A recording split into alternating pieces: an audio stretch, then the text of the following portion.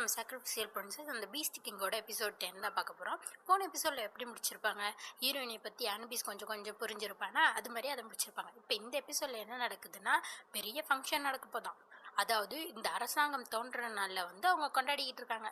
இந்த நாளுக்கு தான் அது உருவானுச்சுன்னு சொல்லிட்டு அது மாதிரி பெரிய ஃபங்க்ஷன் நடக்க போகிறதா குட்டீஸ் சாரி கிட்ட சொல்லிக்கிட்டு இருக்காங்க. அதை கிட்ட அவ கேட்டுக்கிட்டு இருக்கா. அப்படியா, சரி அரசரை நான் பார்க்கவே இல்லையா, அவர் எங்கே இருக்காரு அப்படிங்கிற மாதிரி கேட்குறா.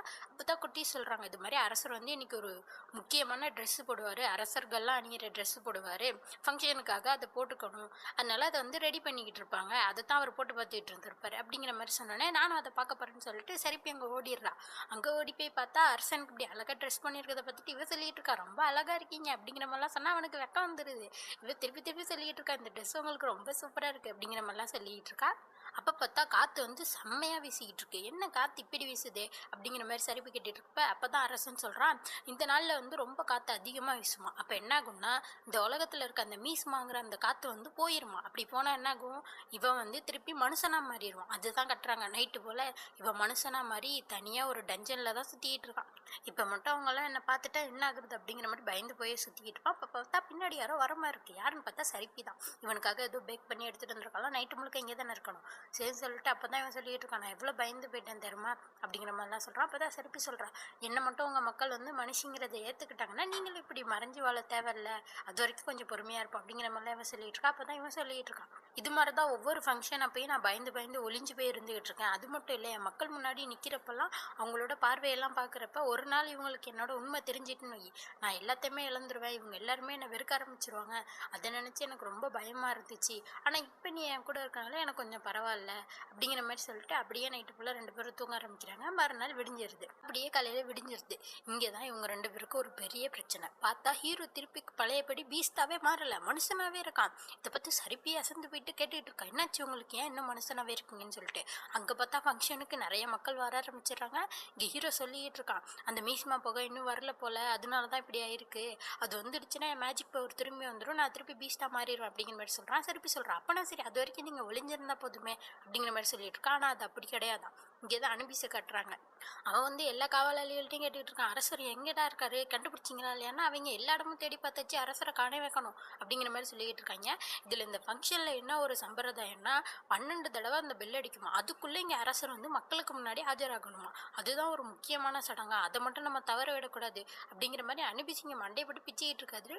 அப்போ தான் இன்னொரு அமைச்சர் கேட்குறாரு, நீங்கள் போய் அந்த பேஸ்மெண்ட்டில் செக் பண்ணி பார்த்தீங்களா, இப்போ ஹீரோ ஹீரோயினி ஒளிஞ்சிருக்காங்கல்ல அந்த டஞ்சன், அங்கே போய் செக் பண்ணிங்களா, அது ரிச்சுவலுக்கு யூஸ் பண்ணுறதான், அரசர் மட்டும்தான் அங்கே போவாராம். இப்போ நம்மளுக்கு ஆபத்துக்கு பாவம் இல்லை, இப்போ அவசரமாக நம்ம தேடி ஆகணும்ல, நம்ம போய் அங்கேயே செக் பண்ணுவோம் அப்படிங்கிற மாதிரி இவன் சொல்கிறான். சரின்னு சொல்லிட்டு அங்கே எல்லாரும் போய் பார்க்குறாங்க. பார்த்தா ஹீரோ ஹீரோயினி மாட்டிக்க போகிறாங்கன்னு பார்த்தா அங்கே பார்த்தா 2 பேரையும் காணும் இல்லை. அப்புறம் அவங்க எல்லாருமே கிளம்பி போயிடுறாங்க. அப்போ தான் கட்டுறாங்க, நம்ம ஹீரோ ஹீரோயினும் ஒரு சீக்ரெட்டான இடத்துல ஒளிஞ்சிருந்துருக்காங்க, அதனால தான் இவங்களால கண்டுபிடிக்க முடியல. அங்கேருந்து இவங்க 2 பேரும் வெளில ஓடி வந்துகிட்டு இருக்கப்போ முன்னாடி 2 காவலாளிகள் வந்துருவாங்க. அவ்வளோதான், சரிப்பு என்ன பண்ணுறதுன்னு தெரியாமல் வீல்னு கத்த ஆரம்பிச்சிருவா. இவளை பார்த்தா அவங்க கத்திட்டு இருக்காங்க. அப்போ தான் அங்கே கேப்டன் வந்துடுறாரு. அவர் கேட்டுட்டு இருக்காரு, இது மாதிரி அரசரை பார்த்தியா அப்படிங்கிற மாதிரி. அவ சொல்கிறா, நானும் பார்க்கல, காலையிலேருந்து அவரை நானும் தேடிட்டு இருக்கேன் அப்படிங்கிற மாதிரிலாம் இவ சொல்லி இப்படி மழுப்பிட்டு இருக்கா. அப்புறம் கட்டுறாங்க, ஹீரோ இங்கே ஒரு துணியை மூடி ஒளிஞ்சு உட்காந்துருக்கான். அவன்கிட்ட தான் இவ சொல்லிட்டு இருக்கான். அப்போ தான் ஹீரோ சொல்லிட்டு இருக்கான், நம்மளால இங்கே எங்கேயுமே ஒளிஞ்சிக்க முடியாது அப்படிங்கிற மாதிரி. அப்போ தான் ஹீரோயின் திருப்பி அந்த டென்ஷனுக்கே கூட்டு வந்துடுறா. ஏன்னா ஏற்கனவே இங்கே சர்ச் பண்ணிட்டாங்க, திருப்பிலாம் இங்கே தேட மாட்டாங்க, இங்கே நம்ம சேஃபாக இருக்கலாம் அப்படின்னு சொல்லிட்டு இங்கே கூட்டு வந்துருப்பா. பார்த்தா இவன் பொத்துனி கீழே விழுந்துடுறான். என்னாச்சுன்னா அவனோட பீஸ்ட் ஃபார்முக்கு கொஞ்சம் கொஞ்சமாக வந்துகிட்டு இருக்கான். நல்ல வேலை, அப்போ நீங்கள் பீஸ்ட் ஃபார்முக்கு வரீங்க, இன்னுமே பிரச்சனை இல்லை அப்படின்ற மாதிரி சரிப்பி சொல்கிறான். அப்போ தான் அவன் சொல்கிறான், இல்லை இல்லை இன்னும் பிரச்சனை தான், என்னால் அந்த ட்ரெஸ்ஸை மாட்ட முடியாது இல்லை, ஏன்னா டயத்துக்கு போகணும்ல அப்படிங்கிற மாதிரிலாம் இவன் சொல்லிக்கிட்டு இருக்கான். இப்படி என்னோட ஃபார்மை என்னாலே கண்ட்ரோல் பண்ண முடியலன்னா நல்லா ஒரு என்ன அரசன், அந்த மக்கள் முன்னாடி நான் எப்படி போய் நிற்பேன், அசிங்கமாக இருக்கு எனக்கு அப்படிங்கிற மாதிரிலாம் இவன் சொல்லிக்கிட்டு இருக்கான். இதை கேட்டுக்கிட்டு இருக்க சரிப்புக்கும் வந்துடுது. சரிப்பு ஹீரோக்கு ஒரு அடி விட்டுட்டு, அரசே நீங்கள் என்ன பேசுகிறீங்க, நீங்கள் அரசனாக இருந்தாலும் சரி, ஒரு பீஸ்டாக இருந்தாலும் சரி, மனுஷனாக இருந்தாலும் சரி, அந்த ஆர்மர்லாம் போட்டிருந்தாலும் சரி இல்லாட்டி சரி, நீங்கள் ஒரு சிறந்த அரசர் தான், அதை முதல்ல புரிஞ்சுக்கோங்க அப்படிங்கிற மாதிரிலாம் இவன் சொல்லிக்கிட்டு இருக்கா.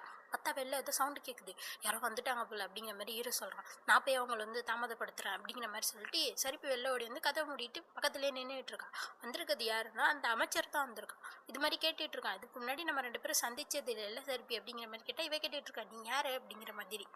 அப்போ தான் அவர் சொல்கிறாரு, இவர் தான் நீதித்துறையை பார்த்துக்கிறோம் தான், சொல்ல போனால் இவர் ஜட்ஜு, அப்படிங்கிற மாதிரி சொல்கிறாரு. இவ கேட்டுட்டு இருக்கா, எதுக்கு நீங்கள் இங்கே வந்திருக்கீங்க, எல்லாரும் அரசனை தேடிக்கிட்டு தானே இருக்காங்க அப்படிங்கிற மாதிரி சொன்னால் அவன் சொல்கிறான், நானும் அதுக்காக தான் வந்திருக்கேன், இந்த ரூம்லேருந்து ஒரு மேஜிக் பவர் வருது, என்னோட உள்ளுணர்வு சொல்லுது இங்கே தான் யாரோ இருக்காங்கன்னு சொல்லிட்டு அதுக்கு தான் வந்திருக்கேன், சரி வழி விடுங்கன்னு சொன்னால் விட மாட்டேன்னு சொல்லிட்டு மறைச்சிக்கிட்டே நிற்கிறா. அப்போ தான் இவன் சொல்கிறான், அரசருக்கு நான் உதவி செய்யணும்னு தான் நினைக்கிறேன், அவருக்கு ஏதாச்சும் பிரச்சனை இருந்தால் நாங்கள் உதவி செய்யலாம் தான் பார்க்குறோம், அதை தானே சரி நீங்களும் எதிர்பார்க்குறீங்க, அதனால ஒழுங்காக வழி விடுங்கன்னு சொன்னால் நவர மாட்டேன்னு சொல்லிட்டு இருக்கா. அப்புறம் அவனோட பணியால் விட்டு சரிப்பியை பிடிச்சி இழுத்து வச்சுக்கிட்டா, சரிப்பி அவங்கையே கடிச்சு விட்டு திருப்பி முன்னாடி ஓடி வந்து விட மாட்டேன்னு சொல்லிக்கிட்டு இருந்தா உள்ளேருந்து கதவு திறந்துடுது. யாருன்னு பார்த்தா நம்ம அரசன் வந்துடுறான். அவனை பார்த்தோன்னா அந்த பணியாட்கள்லாம் பயந்து மன்னிப்பு கேட்டுக்கிட்டு இருக்காங்க. அப்போ தான் அமைச்சர் கேட்டுட்டு இருக்கான், என்னாச்சு அரசு, ஏன் இவ்வளோ நேரம், ஏன் இங்கே இருக்கீங்க அப்படின்னு சொன்னால் அங்கே பட்டுக்கு பெல் வேற அடிச்சிருது. சரிப்பி சொல்லிட்டு இருக்கா, ஐயோ பெல் அடிச்சிட்டாங்களே அப்படின்னு சொல்லிட்டு. அப்போ தான் அந்த அமைச்சர் சொல்கிறான், அதனால ட்ரெஸ் மாட்ட நேரம் இல்லையே உங்களுக்கு அரசே அப்படிங்கிற மாதிரி சொன்னால், நான் அந்த பாரம்பரியமான ட்ரெஸ் எல்லாம் போடல, இப்படியே தான் வரப்போகிறேன் அப்படிங்கிற மாதிரி சொன்னால் மித்த காலையில் சொல்கிறார், அப்பெல்லாம் நீங்கள் வரக்கூடாது அப்படிங்கிற மாதிரி. அப்போ தான் இவன் சொல்கிறான், நான் என்ன ட்ரெஸ்ஸு போட்டால் என்ன, எப்போதும் நான் அரசன் தானே, அரசன் தான் அப்படிங்கிற மாதிரி சொல்லிட்டு அப்படி தானே சரிப்பி அப்படிங்கிற மாதிரி இவள்கிட்ட கேட்டுட்ருக்கான். அவ்வளோ ஆமான்னு சொல்கிறான். அடுத்த இங்கே கட்டுறாங்க, இங்கே மக்கள் எல்லாரும் பார்த்துக்கிட்டு இருக்காங்க, என்னடா அரசனை காணுமே, மணி ஆயிடுச்சே, பெல் அடிச்சிருச்சே அப்படின்ற மாதிரி தேடிட்டு இருக்காங்க. அனுப்பி சாப்பிட்றாங்க, சரி இந்த ஃபங்க்ஷன் இப்படியே முடிச்சிரும் அப்படிங்கிற மாதிரிலாம் சொல்லிக்கிட்டு இருந்தா அங்கே ஓலி பிஸ்ட் வந்துடுது. பார்த்தா அங்கே அரசன் வந்து கெத்தாக இறங்குறான். எல்லாருமே பார்க்குறாங்க, என்னடா அந்த ட்ரெடிஷ்னலான ட்ரெஸ்ஸு போடாமல் அரசன் வந்து நிற்கிறாரு, அரசருக்கு என்னாச்சு அப்படிங்கிற மாதிரிலாம் பார்த்துக்கிட்டு இருந்தா அப்போ தான் அவன் வந்து பெரிய கர்ஜனையை கச்சிட்டு அப்புறம் தான் சொல்ல ஆரம்பிக்கிறான், நான் அந்த ட்ரெடிஷ்னலான ட்ரெஸ்ஸை போடாததுக்கு காரணம் வந்து அவங்கள நான் மதிக்கலைங்கிறதுக்காக இல்லை, நம்ம வந்து மாற்றத்தை ஏற்படுத்தணும், சும்மா அவங்க செஞ்சு வச்சதே நம்ம வந்து பின்பற்றிக்கிட்டு இருந்தால் எந்த மாற்றமுமே வராது, மாற்றம் இருந்தால் தான் நம்ம வாழ்க்கையில் நம்ம முன்னேறலாம், அப்போ தான் நம்மளுக்காக புது புது வழியெல்லாம் ஏற்படும், அதுக்காக தான் நான் இப்படிலாம் பண்ணுறேன்னு சொல்லிட்டு வீரமாக எல்லாமே பேச அங்கே இருக்க மக்களெல்லாம் உணர்ச்சி வசம் பொங்கி கத்திக்கிட்டு இருக்காங்க, அரசர் வாழ்கன்னு சொல்லிட்டு சரிப்பி இதை பார்த்துட்டு இருக்கா. சரிப்பிக்கு ஒரே ஆசையாக இருக்குது, அரசர் பக்கத்துலேயே எப்போதும் இருக்கணும் அரசியா அப்படிங்கிற மாதிரிலாம் வச்சிட்டு இருக்கா. அப்புறம் தான் அப்படியே ஸ்பீச் முடிஞ்சிருந்தா அனுப்பி சொல்லிட்டு இருக்காரு, இது மாதிரி ஒரு போல்டான என்ட்ரன்ஸ் கொடுக்க போறேன்னு என்கிட்ட முன்னாடியே சொல்லியிருந்தா நான் இப்படி பறக்காம இருந்திருப்பேன்னு அப்படிங்கிற மாதிரிலாம் அனுப்பி சொல்கிறான். அப்போ அவர் சொல்கிறாரு, நான் இப்படி பண்ண போகிறேன்னு சொன்னா நீ என்ன விடவா போகிற அப்படிங்கிற மாதிரி சொன்னால் அங்கே சரிப்பி வந்துடுறா. அப்புறம் அரசர் சொல்கிறாரு, இது சரிப்பி கொடுத்த ஐடியா தான், அரசன்கிறவன் ஒரு ட்ரெஸ்ஸு போட்டுக்கிட்டா மட்டும் அரசன் கிடையாது, அவன் உண்மையான அரசனாக இருக்கணும்னு மக்களுக்காக இருக்கணும்னு சொன்னான் அப்படிங்கிற மாதிரிலாம் சொன்னோன்னே அனுப்பிஸ் பார்த்துட்டு நானே இதை கேட்டு இம்ப்ரெஸ் ஆகிட்டேன் அப்படிங்கிற மாதிரிலாம் அவனும் சொல்லிக்கிட்டு இருக்கான்.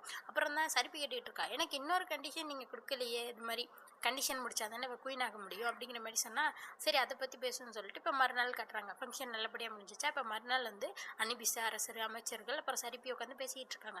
இது மாதிரி பார்த்தா அனுபி சொல்லிகிட்டு இருக்கான், இவ குயினாக மாறணும்னா அடுத்த கண்டிஷன் என்னென்னா இவ இப்போ ஆக்டிங் குயினாக இருக்கணுமா, அதாவது குயினோட டியூட்டிஸ் எல்லாம் அடுத்த வருஷம் வரைக்கும் இந்த ஃபங்க்ஷன் அடுத்து திருப்பி வரும்ல அது வர வரைக்கும் எந்த பிரச்சனையும் இல்லாமல் பண்ணிக்கிட்டு இருக்கணுமா. அப்படி ஏதாச்சும் பிரச்சனை வந்தால் அது அரசருக்கே பெரிய அசிங்கமான மாதிரி, அப்படி பிரச்சனை வந்துட்டுனா அவங்கள வந்து மனுஷ உலகத்துக்கே அனுப்பிச்சிருவோம். சரி இது வேணா இல்லாட்டி அடுத்த சாய்ஸ் வேணும்னா அது என்னன்னா அரசன் வந்து எப்போதும் போல ஒரு குயினை கல்யாணம் பண்ணிப்பாரு, ஆனால் நீங்கள் அவருக்கு ஒரு பெட்டு மாதிரி கூடியே இருக்கலாம், எந்த பிரச்சனையும் உங்களுக்கும் இருக்காது, நீங்கள் மனுஷ உலகத்துக்கு போக வேணாம், எதை சூஸ் பண்ண போறீங்க அப்படிங்கிற மாதிரிலாம் இவன் கேட்குறப்ப அரசருக்கு கோவம் வருது தான். ஆனால் அரசனா வந்து மக்களை பற்றி யோசிக்கணும்ல, மக்களுக்காக ஒரு சிறந்த அரசி வந்து தானே ஆகணும், அதுக்காக இது சரிப்பியே சூஸ் பண்ணட்டும் அப்படிங்கிற மாதிரி சொல்லிட்டு அவனும் அமைதியாக இருக்கான். அடுத்தீங்க சரிப்பி கட்டுறாங்க, அவள் வந்து சோகமாக உட்காந்து யோசிச்சுட்டு இருக்கா, இப்போ நான் என்ன முடிவு எடுக்கிறது, நான் ஏதாச்சும் தப்பு பண்ணிட்டேன்னா என்ன மனுஷ உலகத்துக்கு அனுப்பிச்சிருவாங்க, இல்லாட்டி அரசர் பக்கத்துலேயே இருக்கணும்னா நான் வந்து சாதா ஒரு பெட்டு மாதிரி தான் இருக்கணும் அப்படிங்கிற மாதிரிலாம் யோசிச்சுட்டு இருக்கப்ப அங்கே ஃபீனிக்ஸ் வந்துடுறான். அவன் வந்து சொல்லிட்டு இருக்கான், உனக்கே என்ன யோசிக்கிறேன்னு தெரியுதா இல்லையா, நீ என்ன முடிவு எடுக்கணும், நீ குயினாக தான் மாறணும், இது கூட உனக்கு தெரியலையா அப்படிங்கிற மாதிரிலாம் இவன் சொல்லிட்டு இருக்கான்.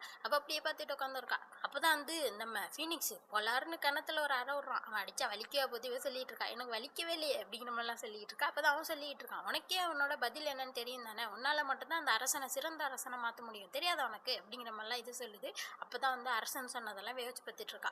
அவன் என்ன சொல்லியிருப்பான், எனக்கு எந்த பொண்ணுமே பிடிக்கல, ஒன்று மட்டும்தான் எனக்கு பிடிக்கும் சரிப்பி அப்படிங்கிற மாதிரிலாம் சொல்லியிருப்பானா, அதெல்லாம் யோசிச்சு பார்த்து அப்போ நான் என்ன முடிவு எடுக்கணும்னு எனக்கு தெரிஞ்சிடுச்சு அப்படிங்கிற மாதிரிலாம் சொல்லிக்கிட்டு இருக்கா.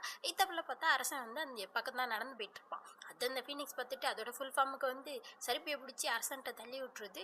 அங்கே போய் விழுந்துட்டு அவள் சொல்லிகிட்டு இருக்கா, அரசே நான் முடிவு எடுத்துட்டேன், இது மாதிரி நான் ஆக்டிங் குயினாக இருந்து என்னோட செயலெல்லாம் சிறப்பாக செஞ்சு முடிக்கிறேன், அது வரைக்கும் எனக்காக காத்துருங்க அரசே, என் மேலே நம்பிக்கை வைங்க அப்படிங்கிற மாதிரிலாம் சொல்லிகிட்டு இருக்கான். அவனும் கட்டிப்பிடிச்சி சொல்லிகிட்டு இருக்கான், இந்த பதிலுக்காக தான் நான் வெயிட் பண்ணிக்கிட்டு இருந்தேன், எனக்கு தெரியும் நீ பண்ணி முடிப்பேன்னு சொல்லிட்டு, நான் எப்போதுமே உன் கூட தான் இருப்பேன் அப்படிங்கிற மாதிரிலாம் அவனும் சந்தோஷமாக பேசிகிட்டு இருக்கான். இப்படியே ஹாப்பியாக இந்த எபிசோட் முடியுது. அடுத்த எபிசோட் பார்க்கணும்னா மறக்காமல் சேனலை சப்ஸ்கிரைப் பண்ணிக்கோங்க. பை.